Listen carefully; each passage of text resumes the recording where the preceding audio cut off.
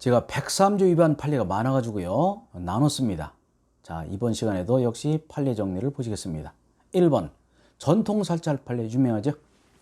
전통사찰의 주지직을 전통사찰이 많죠. 조계종, 태고종 이런 원불교 많잖아요. 어딘지 모르겠습니다. 자, 그런데 전통사찰 주지직을 큰 돈을 대가로 양도 팔고 있어. 그 사실을 알면서도 한 법인의 임명행위 무효가 되지 않는다는 뜻이거든. 이게 뭔 소리입니까? 이게 유명한 판례거든요. 전통사찰 주지 판례 유명한데, 자, 이거를 그림을 제가 그려놨습니다. 한번 보시기 바라요. 그럼 쉽습니다. 판례는요, 한 번만 잘 이해하시면요, 그냥 바로 찍을 수 있어요. 판례가 좀 쉽습니다. 판례는 결론이 나와 있죠? 외우면 돼요. 그런데 이해 못할 판례가 많거든. 그것은 그때그때 잘 보셔야 돼. 판례는요, 오히려 우리가 뻔히 생각하는 거 그럴 것이다, 절대 그렇지 않아요. 그래서 그런 것만 시험을 내기 때문에 제가 처음 말씀드렸지만 우리가 상식 풀면 빵점, 그죠? 공부 안 하면 빵점. 그게 또 당연하죠. 공부를 해야 되지.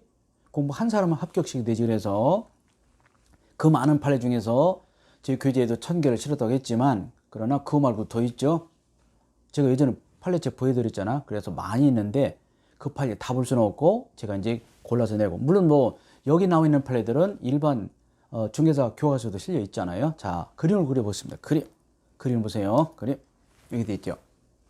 자, 제가 잘 그렸는지 모르겠지만 절까지 그리면 더 좋을 것 같은데 너무 또 난잡할 것 같아서 제가 그릴 수는 있습니다. 근데 갑이라는 구주지, 옛날 주지, 갑이라는 옛날 주지가 을이라는 새 주지가 될 사람에게, 저는 이거 모르겠어요. 저는 불교 잘 몰라가지고. 그러니까 이것도 팔고 사고 하나 봐.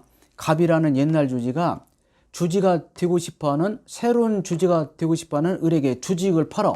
그러면서 한 5억을 줬다 그래. 이건 모르겠어 얼마인지. 거액 몇 억 줬겠지. 그래서 갑이 주지직을 팔면서 을로부터 5억을 받았습니다. 그러면 이제 얘가 주지가 되나 보는데, 이 주지가 무조건 되는 것이 아니라 종단에서 임명이 되나 봐요. 임명이 되나 봐. 그래서 우리 생각에는, 아니 스님들이 웬 주지직을 팔고 사느냐, 돈 어디서 났어? 라고 해서 안 좋은 거 아니야. 그렇다 하더라도 이런 사실 알아.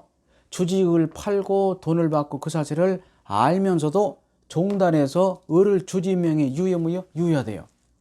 이상하잖아요. 그죠? 그래서 이 판례가 나오자마자 사람들이 다 헤매요죠. 아니 왜 그렇습니까? 제가 이 대법관이 아니잖아요. 그래서 왜 그런지는 모르지만 이유는 대체로 비슷해요. 자, 왜 그런지 보시겠습니다.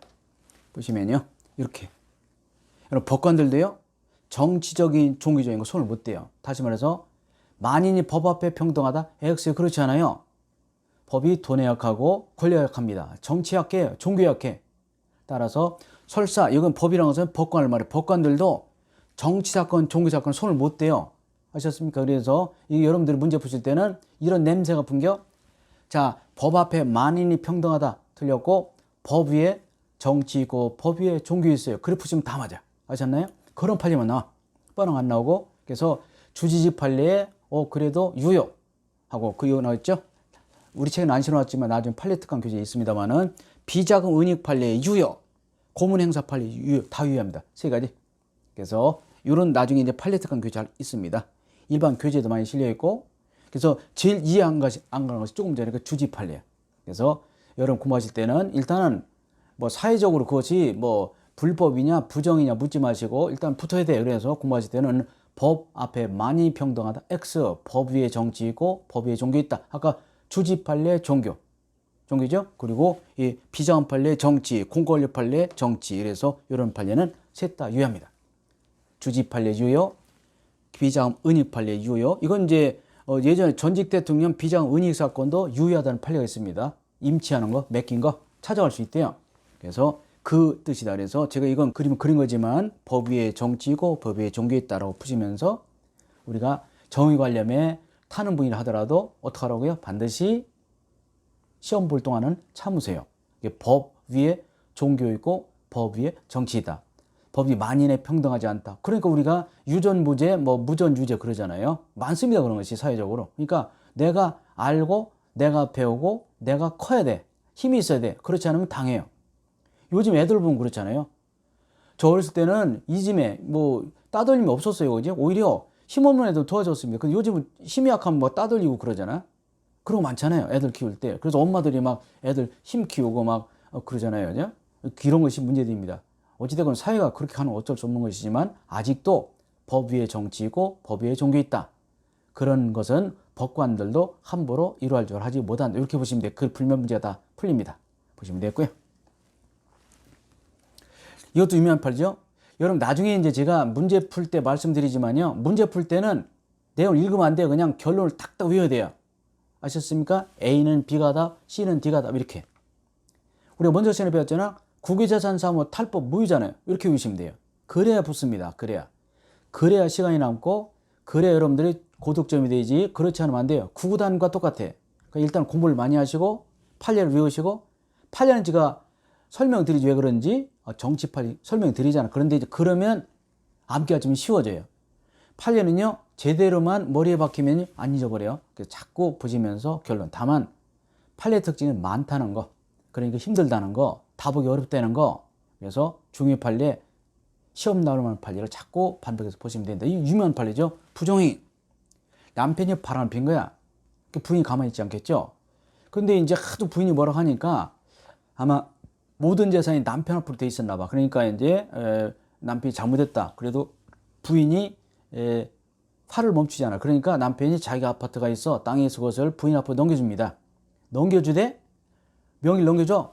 그 대신 우리 부부가 사는 동안에는 내 아파트를 당신 앞으로 해주지만 그러나 우리 부부가 사는 동안에는 당신 혼자는 절대 처분하지 못한다. 그런 약정 유효해야 돼.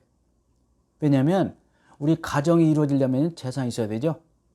우리나라 속담 중에 가난이 문틈을 비집고 들으면요 사람은 대문 열고 나간대요.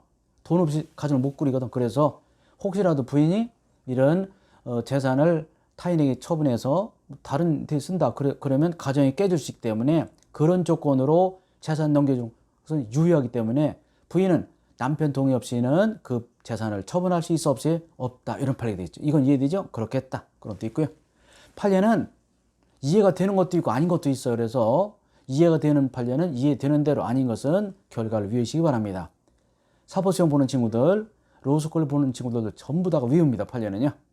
우리 구단위도 외워야 돼요. 많이 공부하시고, 제가 시간이 짧아서 뭐랄까 지금 깊은 설명을 못 드리겠습니다. 뭐 중에서 공부도 다 그렇지만요. 그래서 그런 뭐 단점이 있지만 저는 아무래도 여러분들보다는 책을 좀 많이 봤기 때문에 그 배경을 잘 안다는 말이죠. 그런데 그 배경 하나 설명하다 1시간가 그 의미가 없어요. 우리만 떨어져. 그래서 우리는 민법 지식을 넓히고 깊이는 것이 아니라 일단 민법을 어느 정도 익혀서 빨리 자격증 따야 되죠. 언제 넓히고 깊이라고? 실력을 합격하고 나서. 진짜입니다. 합격하고 나서. 요즘은 무한 경쟁 시대이기 때문에 합격하셨다고 다 부자 되는 거죠. 제가 예전에 합격하면 고생 끝 그랬더니요. 합격하신 분들이 합격하면 고생 끝이 아니라 합격하면 다시 고생 시작이다. 그런 말이에요. 그만큼 경쟁이 치열한 거죠. 다만 어느 정도 수완이 있고 능력을 발휘하는 분들은 잘 하십니다. 그래서 뭐 잘 되는 거, 쉽게 말해서 일이 잘 될 거 생각하시면서 꿈을 꾸시면서 공부하시는 동안만큼은 희망을 가지고 열심히 하시기 바랍니다. 여러분 화이팅입니다. 화이팅.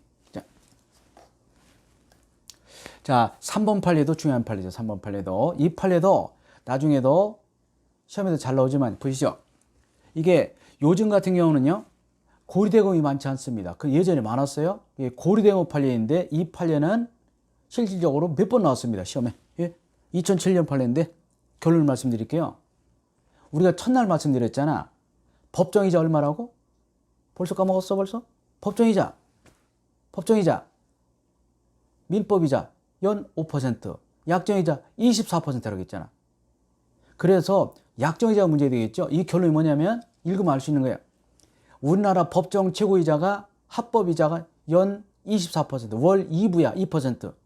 근데 내가 워낙 돈이 급해서 5%를 주고 빌렸습니다. 5부. 엄청 비싸죠. 그렇다 하더라도 차주인 나 쪽에서는 법정이자는 5%, 약정이자는 24% 넘지 못하죠. 그래서 약정이자, 그런 애가 5% 주기 약속했다 하더라도 나중에 채권자 쪽에서 5%다 내놔라. 그러면요, 얼마? 3%는 안 줘도 된대. 5%를 더 준 친구는, 다 준 친구는 나중에라도 3% 돌려받을 수 있어 없어요? 있답니다. 이런 판이 나왔어요. 지금 이제 고리대금업이 성취한, 예전에 엄청 많았다고 이거. 그래서 결론 말씀드리면 아무리 비싼 이자를 주기로 약속했다 하더라도 아무리 비싼 이자 이건데 월 2%가 최고인데 월 5%를 주기로 했다 하더라도 나중에 5%를 줄 필요 없고 2%만 주면 되고 혹시라도 5%를 모두 준 사람은 5 빼기 3%는 돌려받을 수 있어? 없어? 있다가 대법원 판례입니다. 알아두시기 바라고. 이게 그런 판례입니다. 그래서 차주는 누구죠? 채무자, 빌려 쓴 사람. 돈 빌려준 친구는 대주고. 그래서 차주는 초과본 이자에 반환을 청구할 수 있다. 민법 종식으로 말씀드리면 전원합치 판결은 1년에 한두 개밖에 없어요. 무조건 시험 나옵니다. 얘는요. 물론 제가 시험 보기 직전까지 판례를 전부 검색해서 말씀드려요. 마지막 특강까지 해서 제가 무슨 판례 바뀌었는지 새로운 판례 뭐가 나오는지 말씀드리니까 걱정 안 하셔도 되죠. 여러분 이제 제가 하는 대로 따라오시고 나중에 판례 같은 것은 제가 변경된 거 중요한 판례 나오면 즉시 보충을 합니다. 그러니까 강의를 꾸준히 들으시면 되죠. 자, 하나 더 보시겠습니다. 금융실명제, 지금 금융실명제죠. 금융실명제이기 때문에 다른 사람 앞으로 예금 계약 할 수 없거든요. 근데 하는 사람이 있습니다. 그럼 이것이 불법은행 급여냐? 다시 말해서 은행에서는 돈을 돌릴 필요 없느냐? 돌려줘야 된다면 원래 쩐주 돈 주인이냐 명의자냐 문제돼서 역시 이것도 대법원 전화 판례죠. 그죠? 2009년 판례. 중요하죠? 이런 판례는 제가 다 실어놨어요. 워낙 시험 잘 나오거든. 그래서 읽어보죠. 금융실명제에 관한 법에 따라서 실명 확인 절차를 거쳐서 계약을 하고 우리가 이제 은행 가서 통장 개설하면 실명 확인하고 도장 찍잖아요. 테이프 붙이고. 그리고 실명 확인 사실이 계약서에 명확히 기재되어 있대요. 그 예금 통장에. 그렇다면 예금 명의자가 주인이니까 돈을 누구에게 주라고? 명의자에게 줘야 돼. 명의자가 아닌 출연자. 다시 말해서 돈 주인 달라 그러면 줘서는 안 된다는 뜻입니다. 아셨나요? 그러니까 뭐가 중요하다고? 명의자. 예금 명의자. 그래서 갑이라는 사람이 을에게 돈을 주면서 을 통장에 갑의 돈을 넣어놨습니다. 그렇다면 그 돈이 누구 돈이라고? 을의 돈이지. 갑. 출연자는요. 재산을 내놓은 사람. 이거 보세요. 출연. 이런 거는 제가 법률 용어이기 때문에 이렇게 써놔야 돼요. 출연이 이렇게 방송국 출연이 아니 이게. 이렇게 연이라는 것이 버릴 연자 낸다는 뜻이야. 출연한다. 예? 그러니까 이 개념을요.